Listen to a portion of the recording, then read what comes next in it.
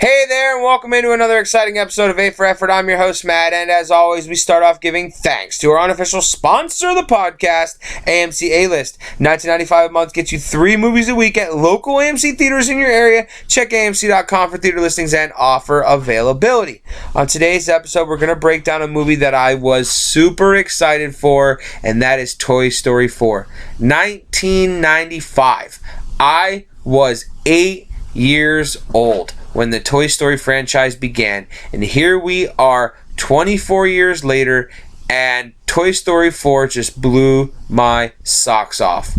What an outstanding movie by Pixar. One of Pixar's best in recent years. I love Coco.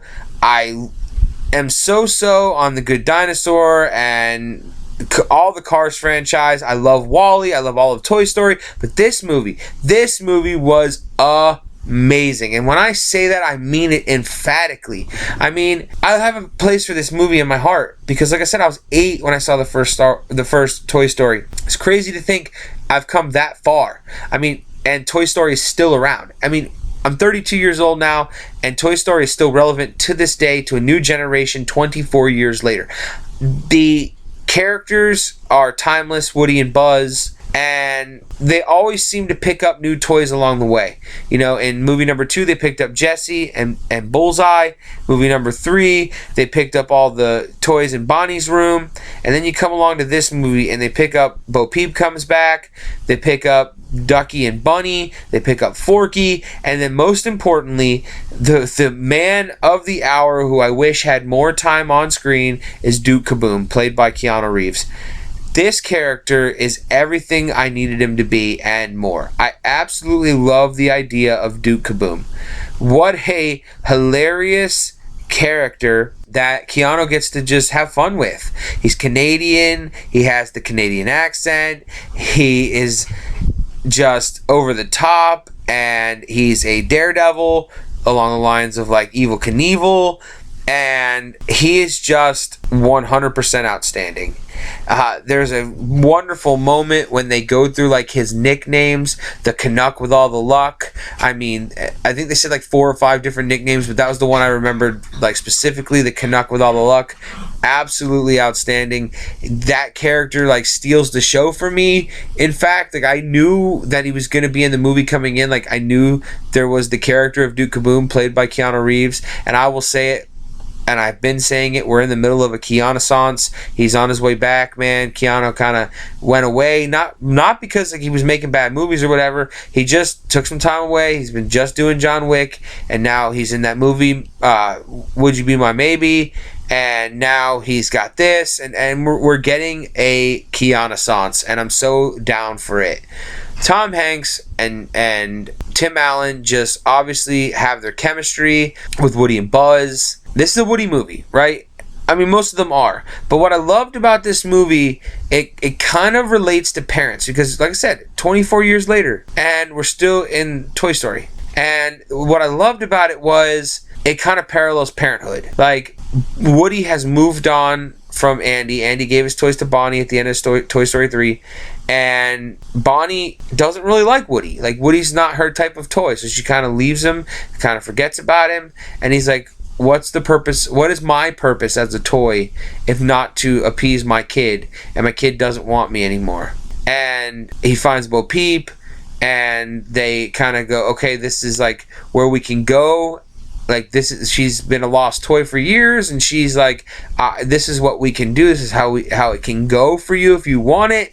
And it kind of parallels like parents and their kids leaving the nest at college or when they move out of the house or whatever. And like, what do you do next? I know it was hard for my dad. Called me every day when I left the house. And I think for him, it was just hard because he just wanted to see me. And I think it's the same for Woody. He just wants to be around Andy. He wants to be around Bonnie and have a purpose. And what's great is he finds that purpose and helping lost toys find kids. And I think that it's a great story, and it completes Woody's arc if they never go back to it. I mean, listen, the end of Toy Story 3 where you complete the arc with Andy and Andy moves on from the toys and gives them to Bonnie, and then we have this arc with Bonnie and Woody, and you're like, okay, now we could end on Woody's story if we wanted to. And I think it's the perfect place to end Woody's story, but it's a great place to continue on with Buzz and Jessie and the rest of Bonnie's toys if they wanted to continue that. Or they could do two different versions, one with Bonnie's toys and one with the Lost toys. They don't have to continue both, but they can, because they did a great job in like ending a story but also starting anew with Woody and where he is now with the Lost toys. If they want to continue on with the character of Woody, I mean, I think it'd be great to do it. I mean, he's with a good group. You know, the toys, the group that Woody's with is Woody, Bo Peep, Bunny, Ducky, and Duke-a-Boom. And that they could go on like with those characters and never go back to Buzz and Jessie and those toys if they didn't want to. But it'd be a lost cause if they didn't give Buzz a send-off the way they did Woody. I mean, Buzz had a small story, beeline story in this movie, so I'd really love to get the completion of Buzz's story like we got the completion of Woody's story. So with that being said, this movie gets an A+. I mean, it's genuinely amazing.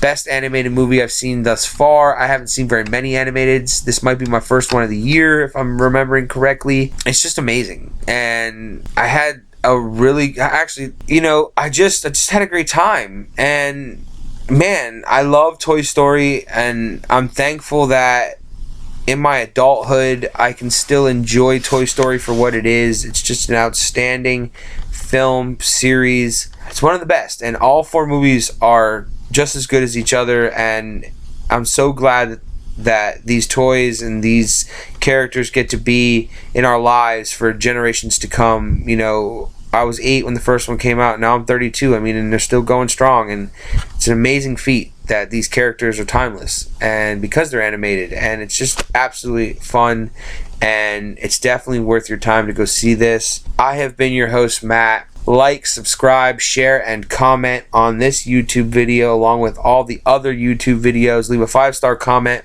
on Apple, on Google, on Spotify. Everything helps. Check out our weekly show, The Geekly Effort, where you can listen to us ramble on about all things nerdy. I mean, last week's episode we got super heated about, is Tom Hardy any good at acting? What an episode. Super fun. Check that out on all platforms as well. Again, I'm Matt, the host of A for Effort. Come back to us next time when I will have another quality movie review.